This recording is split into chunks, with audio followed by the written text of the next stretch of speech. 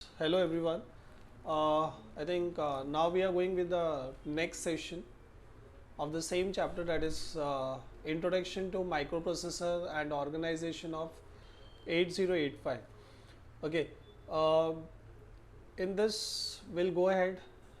I think in the previous topics we have just covered about 8085 functional block diagram. Okay, now today we'll cover about a very important thing, that is pin diagram. Okay, so it's a 40 pin diagram. Can you see there's a 40 pin diagram of 8085? This diagram is very important. Remember that you have to draw the diagram as it is. Now here you can see 20 pins on one side and another 20 pins on another side. So this is the actual microprocessor of 8085 in that era. Okay, now you can see there are many pins, but out of those pins, some pins you can see that they are having bars. Okay, they are having bar like RD bar, read write bar. Okay, INTA it is having a bar, then reset in it is having a bar. Bar indicates that these pins are active when they are 0. So that means RD, if by default it will be 0, that means it is active. Okay, and other pins, when they are by default they are inactive.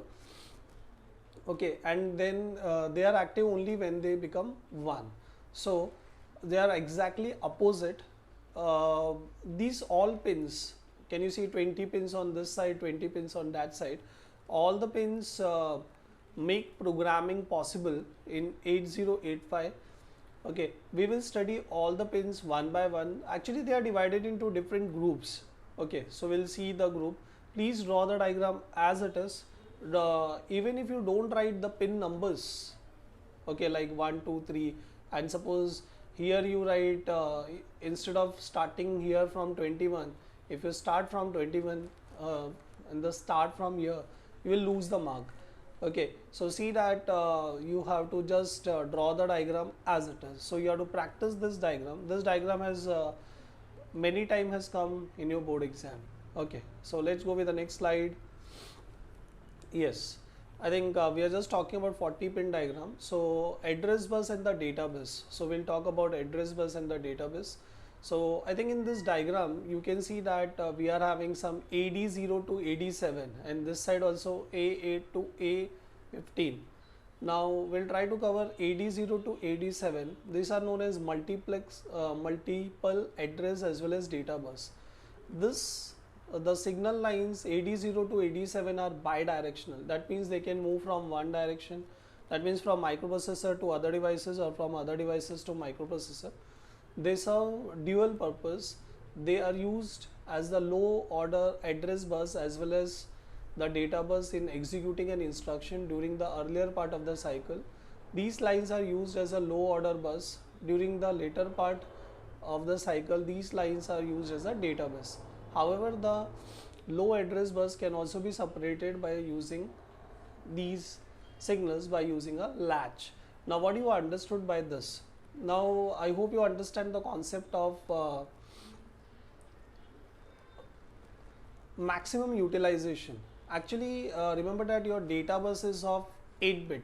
So can you see AD0, AD1, A2, sorry, yeah, D0, D1, D2 till D7. And here you can see this side also we are having some address bus like A8 to A15. So actually this side they are utilizing for both the purpose, address as well as data. Now remember that I think I have told you many times that it depends upon this pin, ALE pin. If ALE pin is equal to 1, that means all this side is AD0 to AD7, everyone will be carrying address. Okay, but suppose if it is 0, then it will be carrying data. So it can carry both the things. but depending upon this pin, that's why they told you that from D0 to D7, okay, if this pin is 0, that means they are carrying the ALE pin is 0, that means they are carrying the data from D0 to D7. But if the pin if the ALE pin is 1, that means they are just carrying address. Not only from this side, it will carry from this side also, because address bus is not only it will carry from address from here till here, that means almost 15 pins they requires, because total address bit is of 16 pins, so total 16 pins are required, 8 pins this side, 8 pins this side. So I hope you understood that AD0 means A as well as D means address as well as data. But what is that means they cannot carry both the things together one at a time. So that means if ALE pin is 0, all these 8 bits are carrying data, but if this ALE pin is 1, that means this AD0 to AD7 is carrying address. Okay, so that is the meaning of this statement. Now can you see A8 to A15? I think you have already seen this in the right hand side of your diagram. These are 16 address buses of 16 lines. The most significant A8 to A15 of the address bus are separate. The least significant A0 to A7 are time multiplex with bits of bidirectional D0 to D7. The 8 lines A8 to A15 which are unidirectional are used as the high order address bus. So as I was telling you that it will be using both sides, left hand as well as right hand. If the ALE pin is 0, sorry, if the ALE pin is 1, all the pins from A0 to A15 will be carrying address. Okay, but if the ALE pin is 0, it is not going to take any address, it will be taking only 8-bit data. Okay, I hope it is clear. Now we will go with, this is again a very important, control and status signal. I think just now we have talked about ALE. It is an address latch. Latch means on or off, or it's like a switch, enable signal. It goes high during first T states of the machine cycle, and it goes low 8 bits of the address if its value is 1, otherwise data bus is activated. I think it is clearly mentioned. If it is 0, it will be carrying data. If it is 1, it will be carrying address. Okay, now can you see IO/memory? Memory is also having a bar, but I cannot draw bar, that's why I just drawn the, what you called, a single quote. That means it is like negative or inversion. Okay, it is a status signal which determine whether the address is for input, output or memory. When it is high, that means 1, the address on the address bus is used for input, output. When it is low, the address on the address bus is for memory. Now you will understand this when I'll show you one what do you call, table. In that table we'll try to understand. And apart from this, they are also associated with S0 and S1. These are the status signals. They distinguish the various types of operations such as halt, reading, instruction fetching or writing will be done. Okay, now I will just show you a table in order to understand this. Okay, now here you can see that we are having one table. Okay, when we look at this table, you can see that first of all you should understand that whenever we talk about, I think you can see that if this is 0, I think this is similar to your truth table that we have already studied in 11th standard. Okay, we can perform many operations like read, write. So it is a control signal, it is a signal to control read operation. When it is low, selects the memory or input output device is ready. Right, it is used to control write signal. When it is low, low means it is 0, data is on the data on the data bus is to be written into the selected memory or input output location. Now I think what we'll do, we'll start from here. I think when S0 is 1 and S1 is also 1, opcode is fetch. That means whatever the instruction we want to fetch, that can be done with the help of this. Now here we can see that very important is whenever S1 is 1, okay, whenever the S1 is 1, that means we are going to perform which operation? Read. Okay, it is going to control the read operation. And whenever the S0 is 1, whenever the S0 is 1, we are going to perform the write operation. So remember that if your S1 is 1, that means we are going to read. Now where you want to read? Either you can read the data only from two places. One is from the memory and second one is from the input output device. Okay, that means one more thing to remember, whenever we are talking about zeros, that means we are talking about memory. Okay, we are talking about memory. Okay, and whenever we have 1, we are just talking about input output device. So can you see that? I think it is clearly mentioned from this table that if this is 0, can you see here also 0, here also 0, that means they are talking about memory. Now in the memory, either you can read or you can write. So as I was telling you that if S1 is 1, you can read, okay, and if S0 is 1, you can write, but where you are going to read and write? In the memory. Same way here, whenever there is 1, we are just talking about IO, that is input output device. So in the input output device also you can read or you can write. So concept is same. If S1 is 1, you have to read, but where you are reading, that is very important. Which device or which location? I think input output. From input output only you can read. You cannot read from the memory. Same way you have to write. So you can write in input output memory. These three, whenever there is triple 1, that means input output also 1, S1, S0 is 1, that means interrupt acknowledgement. And whenever there is 0, everything halt. Halt means stop. Okay, so I hope you understood this, and this is very important regarding, can you see, IO/memory, S0, S1, and then read, write, everything is there. Now after this we'll be going with the next pin, that is ready. Now remember that all this will be there in your pin diagram. Okay, it senses whether the peripheral is ready to transfer data or not. If ready is high, that means 1, peripheral is ready.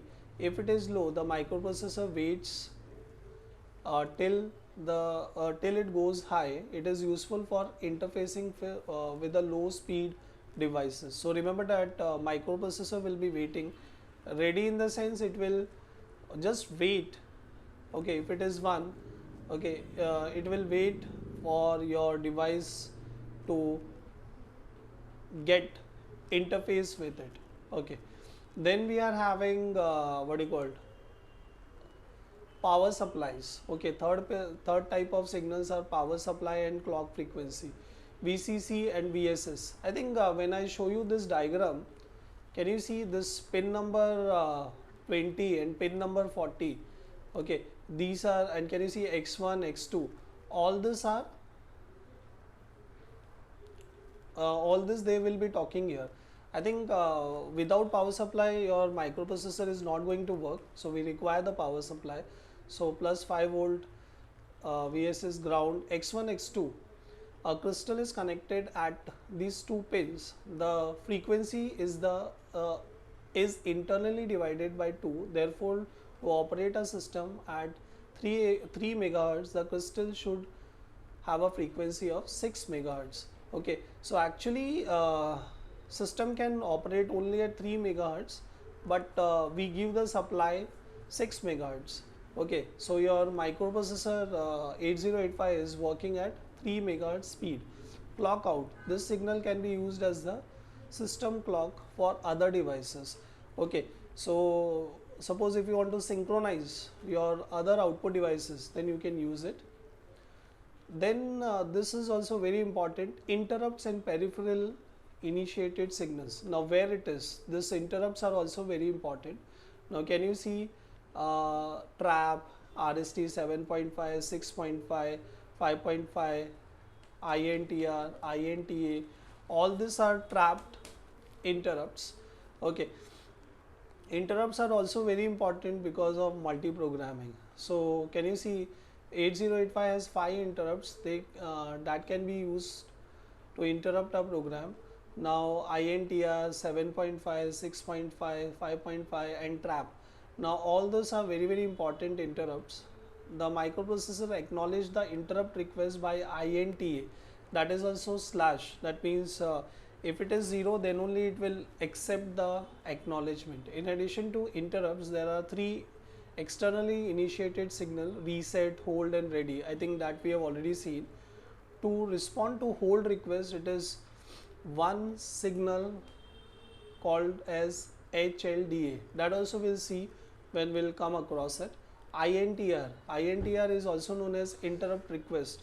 Now here the address calculation is also done, where to if this interrupt is generated, where to jump and all. Then INTA, interrupt acknowledgement, it is an interrupt acknowledge sent by the microprocessor after INTR is received. See, user will be telling the microprocessor to interrupt and all, but unless and until microprocessor acknowledge, your interrupt will not be processed. Okay, now we are also having DMA signals. I think DMA, I hope you understand, direct memory access, hold and HLDA. It indicates another device is requesting the use of the address bus and the database. So suppose whether some other device want to use address bus or database, it indicates that having received hold request, the microprocessor relinquish the use of the bus as soon as the current machine cycle is completed. That means it will just release the bus. Okay, hold actually means to tightly hold something, but in this case it is exactly opposite. It will just release the hold of the bus. Internal processing may continue. After the removal of the hold signal, the process regains the bus. So it will just completely release the bus for moving the data to and fro from microprocessor to other devices and all. But after this hold will not be executed unless and until hold acknowledgement is done. It is a signal which indicates that the hold request has been received. After the removal of the hold request, HLDA goes low. Okay, so you have to acknowledge that, and once it receives the hold request, then only it will acknowledge. So these are also very important signals. All these signals, all these pins are indicated in 8085 pin diagram. Now we are going with the next, that is last section, that is serial input output signals. There are two serial signals, SID and SOD, and these signals are used for serial communication. Now SOD and SID, serial output data lines, serial input data lines. The output of SOD is set or reset as specified by the SIM instruction. Now remember that mostly we don't use this, but there is an instruction known as SIM, set interrupt mask, and RIM, reset interrupt mask. That we'll see in the second chapter. That time we will see what is the use of SOD and SID. The data lines on SID is serial input data lines. The data line on this line is loaded into the accumulator whenever the RIM instruction is executed. So I think we have seen all the 40 pin diagrams. I think I'll try to explain you this diagram. Now remember that this diagram, as I was telling you, it's a very important diagram for 40 pins of 8085. So you have to just draw the diagram as it is. I think we have just covered all the pins. Okay, and in your board exam, suppose if they ask you any 3 pins then you explain any 3 pins, that might come for 3 marks. If they ask you to explain 4 pins, then it might comes for 4 marks. I hope you understood. We'll meet in the next session. Thank you.